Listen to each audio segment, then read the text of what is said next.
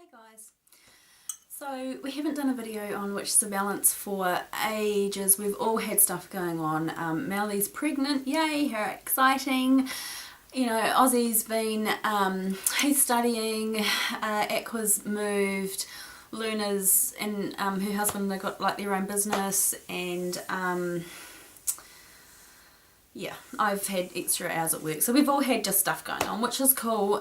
We didn't want to be sort of making videos on a scheduled time frame so much because we all have stuff going on and some of us have got kids and yada yada yada. But anyway, we've got some topics coming up that we want to do videos on, and in this video I want to talk about euthanasia, and I haven't seen this done in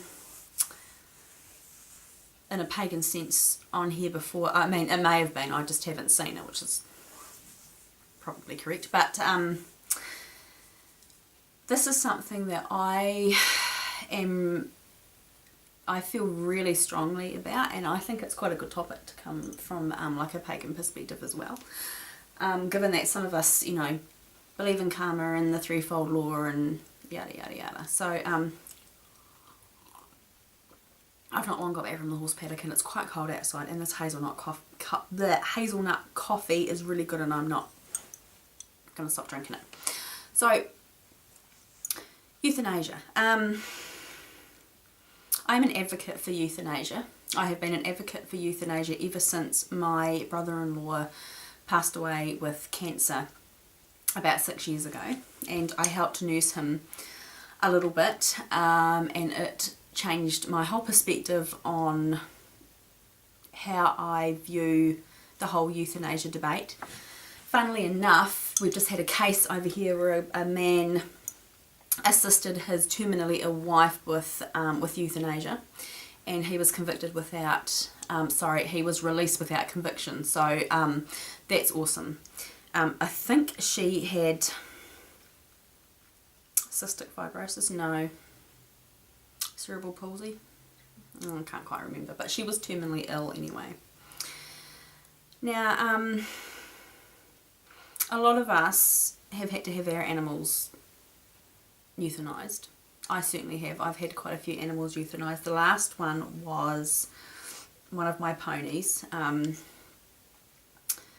Outwardly he looked okay, but he was, well, for a start he was 30. If you know anything about horses, you know that 30 years old is getting up there in horse years. He had had a very hard life. I'd rescued him. I mean, I'm not going to get into the whole story about it, but he'd had a hard life. He didn't really like anybody, including other horses and especially people.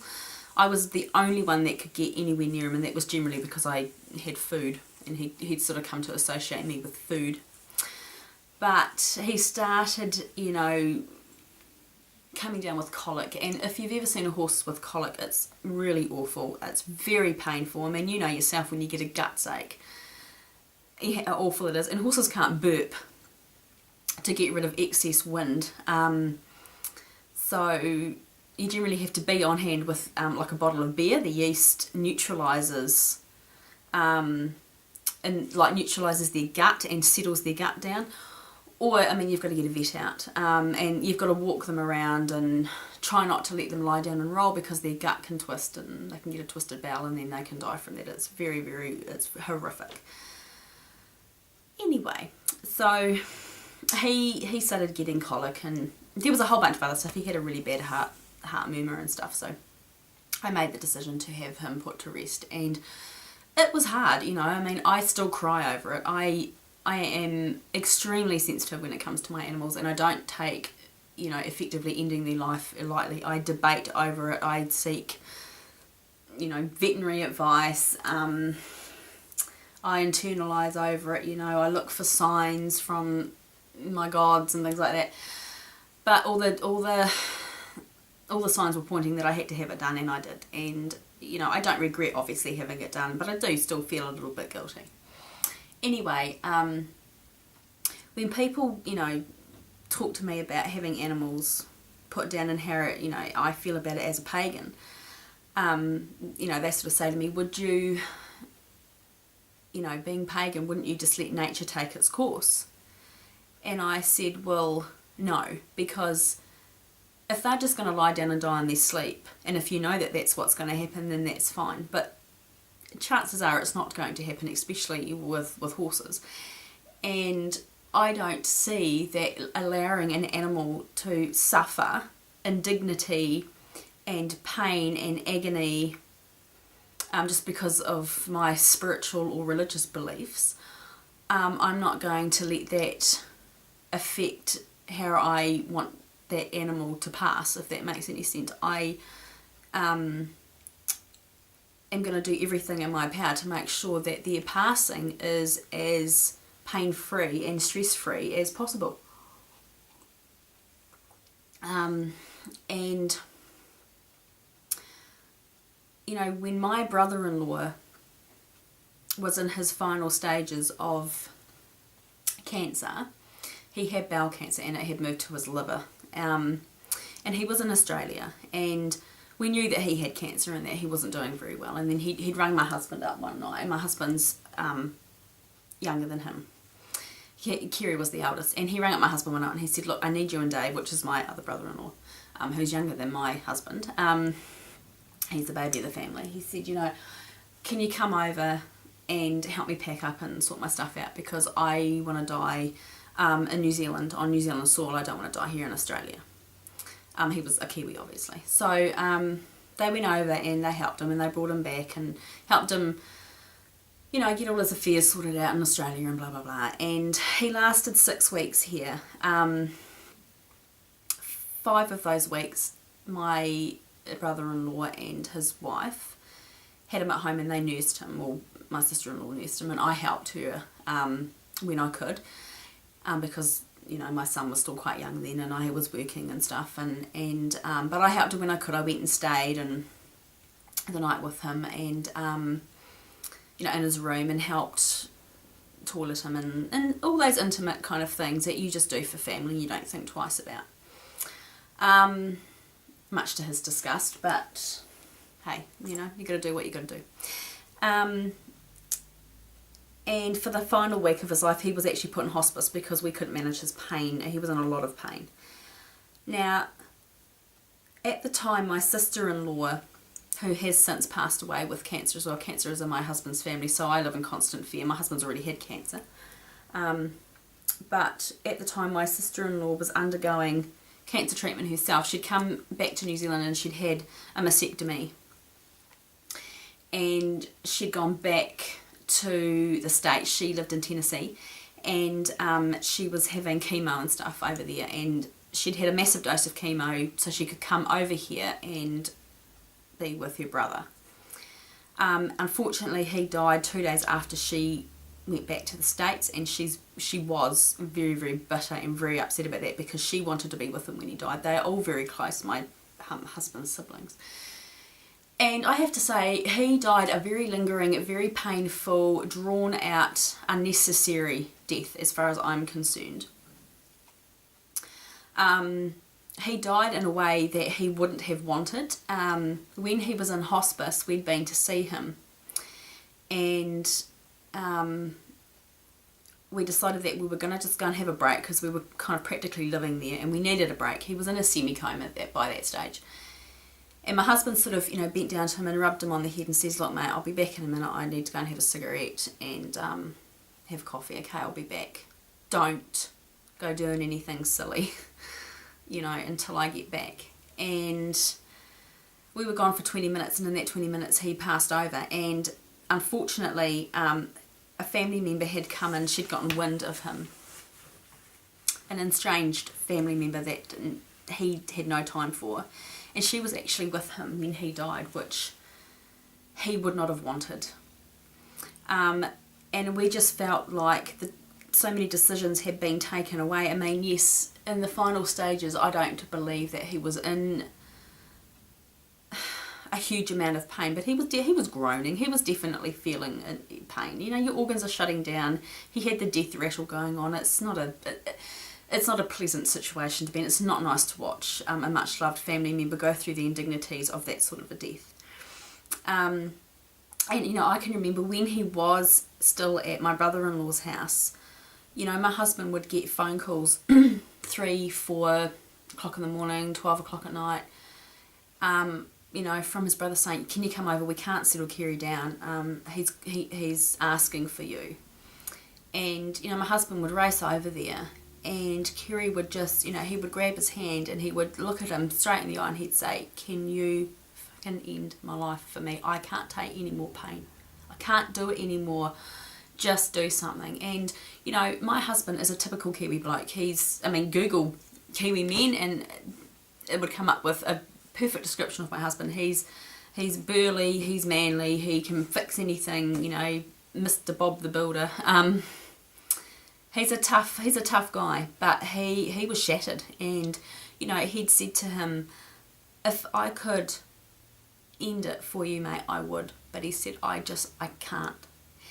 And it was, you don't forget things like that. It was just devastating. And the best thing would have been if we could have said, okay, he himself, because he was still coherent and still with everything up until sort of the last 2 days of his life. But he could have said, okay, I want to go on this date. I'm not going to get any better. I mean, he was terminal. His body was shutting down. No amount of anything was going to cure him. And if he could have said, this is the date that I want to die. I want all my family with me. I want to be able to say goodbye. I want to be able to say a few words. I want to be able to have a bit of a joke, because he was an absolute trickster. He was such a character. And I want to be with my brothers and my sister and my mum. You know, I want the people there that I want to be there. I want to die with dignity. We let our animals die with dignity. You know, we have the power to end their suffering so they don't have to go through unnecessary misery and unnecessary pain. I don't understand why we can't do it for our human counterparts. And, you know, I am sincerely hoping that it will be brought into law here in New Zealand. I think one day it will be. Whether it's in my lifetime or not, I don't know. But I think one day it will be, and it needs to be. Now, I listen to a lot of talkback radio because, quite frankly, I'm a geek. But they were talking about euthanasia not that long ago on talkback radio, and 80% of people ringing up were saying, yes, I definitely am an advocate for euthanasia. I've seen this family member die and that family member die, and it was awful. And, you know, people say, well, you don't remember that part of that person. You remember what they were like when they were happy and healthy, but you don't. Well, not everyone does. My memories of Kerry are in those final stages of his life when he looked like he'd just come out of Auschwitz. No offence intended, he looked like a concentration camp victim. That's what he looked like. He was there was nothing to him. Cancer had just absolutely ravaged him. And this talkback session that was on, you know, there were a few Christians that had rung up and said, no, I don't agree with it, and this is why I don't agree with it. That's fine. You're allowed your views. That's fine. But this one guy rung up, and he was Christian, and, you know, look, I've got nothing against Christians. I've got quite a few family members who are Christians, and I love them dearly. But he was very adamant, and he was like, no, it's murder, it's against God, and blah, blah, blah, blah, blah. And he said, you know, people